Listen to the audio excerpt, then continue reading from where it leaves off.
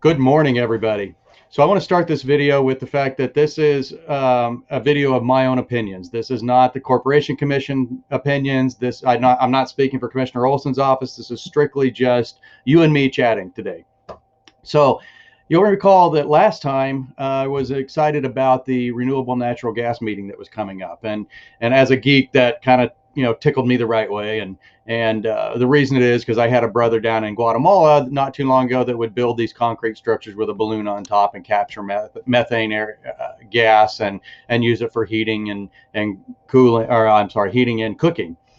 So I thought maybe this had some promise and some potential, and it spawned me to do some research. And I'll be the first one to admit when I'm wrong, but I just don't see this as necessarily as viable of an option as I did, last week. And the reason is because during this meeting, while it was a fascinating meeting for me, they did bring up the discussion of cost. And one of the big talking points for renewable natural gas is that it doesn't cost the ratepayer any extra money. Well, that's great, but if you look at the verbiage there, they say it doesn't cost the ratepayer. If you look at this chart here, you'll see that there's three different sections: blue, green, and a light gray up here. Well, the reason they can get the cost down is because this blue section is federal subsidies.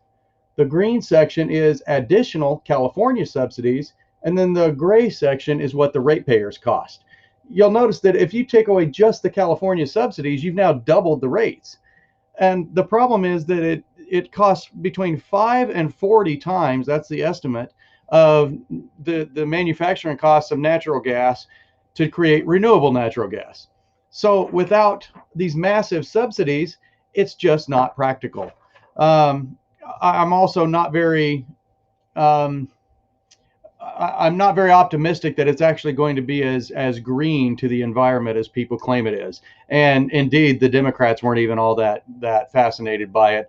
The problem is it just, the numbers just don't add up. When you really start digging into the research, I don't see it being as green as it's touted to be. I mean, yes, we're using gas that's going to be polluting the earth anyway, but ultimately, between all the manufacturing costs and concrete costs money, diesel fuel costs money. I mean, all of these things, and they burn carbon, right? So are you really gaining anything? And the answer is probably not as much as you'd like. So in the grand scheme of things, I kind of changed my tune a bit about, commercial level. If people want to put their own time and energy into creating natural gas, I think it's a great way to offset it, but you just can't do it on a commercial scale at this point. There's some arguments about different technologies and stuff, but we'll leave it at that. Anyway, that's all I have to say for this video. I will be up in Payson at the rodeo this weekend, so feel free to come stop by the booth, shake my hand. I'd love to meet you guys. Other than that, have a great weekend, and God bless.